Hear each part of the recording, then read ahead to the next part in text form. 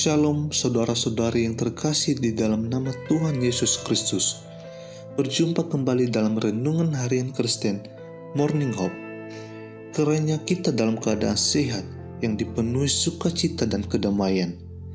Pada saat ini kita akan merenungkan kebenaran firman Tuhan, namun sebelumnya mari kita berdoa. Bapa kami yang di surga, kami mengucap syukur atas kasih-Mu yang begitu besar dalam kehidupan kami.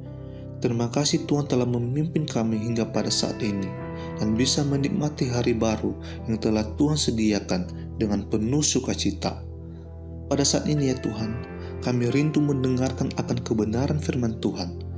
Kami mohon pertolongan daripada Engkau, karena Roh Kudus Tuhan yang memimpin kami, memberikan kami hikmat pengertian supaya kami dapat mampu memahami apa yang menjadi kehendak Allah di dalam setiap kehidupan kami melalui perenungan firman-Mu. Terima kasih Tuhan Yesus, ke dalam tangan-Mu kami serahkan perenungan pada hari ini. Di dalam nama Yesus Kristus kami telah berdoa dan siap mendengarkan firman Tuhan. Amin. Saudara, sebagai seorang yang percaya pada Yesus Kristus, tentu saja kita memiliki pengharapan, bukan? Ibrani 11 ayat 1 pun menjelaskan bahwa iman adalah dasar dari segala sesuatu yang kita harapkan dan bukti dari segala sesuatu yang tidak kita lihat. Bukti dari segala sesuatu yang kita harapkan, dikatakan bahwa harapan kita merupakan bukti dari iman kita. Berharap akan apa yang belum terjadi, namun tetap percaya pada Tuhan. Yesaya pasal 41 ayat 10, "Janganlah takut, sebab aku menyertai engkau. Janganlah bimbang, sebab aku ini Allahmu. Aku akan meneguhkan engkau, bahkan akan menolong engkau. Aku akan memegang engkau dengan tangan kananku yang membawa kemenangan." Kehendak Tuhan untuk kita tidak mengingat-ingat hal yang sudah berlalu, karena Tuhan akan memberikan kepada kita sesuatu yang baru. Hal-hal yang baru Tuhan persiapkan bagi kita semua. Sebelumnya, kita harus memahami dulu bahwa kita saat ini sedang hidup di masa di mana kita diperlihatkan dengan tanda-tanda bahwa Tuhan akan datang untuk kedua kalinya menjemput kita anak-anaknya. Dalam 2 Timotius pasal 3 ayat 1, "Pada hari-hari terakhir maka akan datang masa yang sukar." Dalam bahasa aslinya, sukar yaitu halepos, yang artinya beban yang begitu berat. Beban yang melebihi kapasitas itulah halepos. Karena kita melihat keadaan dunia saat ini, memiliki persoalan ekonomi yang begitu berat. Inilah masa yang sukar. Kita ada dan hidup di masa yang sukar. Dengan adanya pandemi COVID-19 serta perkembangan teknologi yang diawali dengan revolusi industri, maka sekarang ini begitu banyak terjadi perkembangan dunia yang begitu cepat. Kita tahu ada yang positif, tapi ada juga yang berdampak negatif.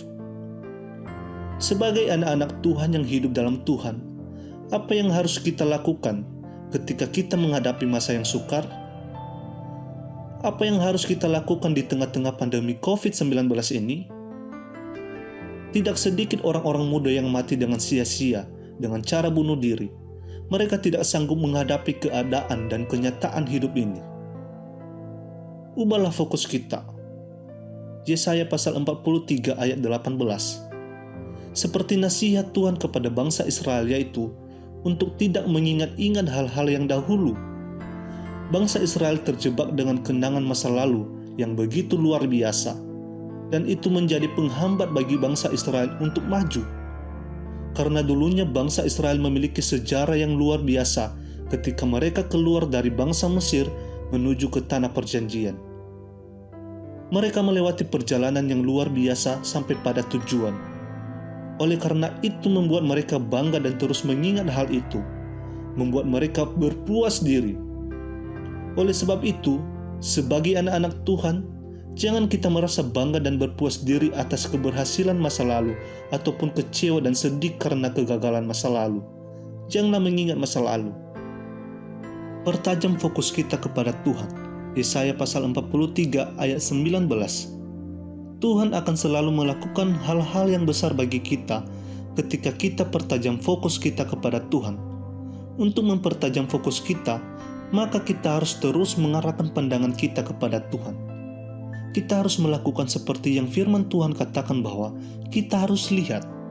Kata lihat dalam pengertian aslinya adalah mengetahui dengan benar karena melihat. Sebab itu, ketika kita mengalami persoalan atau masalah, maka kita harus melihatnya dengan cara pandang Tuhan. Cara pandang kita harus seperti cara pandang Tuhan. Ketika kita memiliki cara pandang seperti Tuhan memandang, maka kita akan memahami bagaimana kebesaran dan keajaiban Tuhan yang Dia kerjakan bagi kita. Tuhan sanggup membuat jalan di padang gurun dan sungai di padang belantara. Artinya, hal yang sangat ajaib Tuhan sudah siapkan bagi kita. Dalam Mazmur pasal 8 ayat 4-7, Tuhan menciptakan kita begitu berharga. Bahkan sebagai anak-anak-Nya, kita sangat dikasihi oleh Tuhan, sehingga kita akan dibela, dilindungi, dan hal indah lainnya. Sehingga ketika kita mengalami persoalan, maka Tuhan pasti akan memperdulikan kita. Tuhan pasti akan menolong kita. Sebab itu, percayalah kepada Tuhan. Sebagai anak Tuhan, kita adalah spesial di mata Tuhan. Di dalam Tuhan segala sesuatu adalah mungkin. Sebab itu, berharaplah kepada Tuhan perkara-perkara yang besar, sehingga ada ketergantungan yang penuh kepada Tuhan. Dalam Lukas pasal 1 ayat 37 dikatakan bahwa bagi Tuhan tidak ada yang mustahil. Meskipun ada di masa yang sukar, percayalah Tuhan pasti akan memberkati kita. Sebab itu, marilah kita tunduk pada rencana Tuhan. Mazmur pasal 95 ayat 7-8, Tuhan memberkati karena kita adalah umat gembalanya. Sebab itu, marilah tetap taat pada saat kita berada dalam proses. Tuhan pasti akan menolong kita.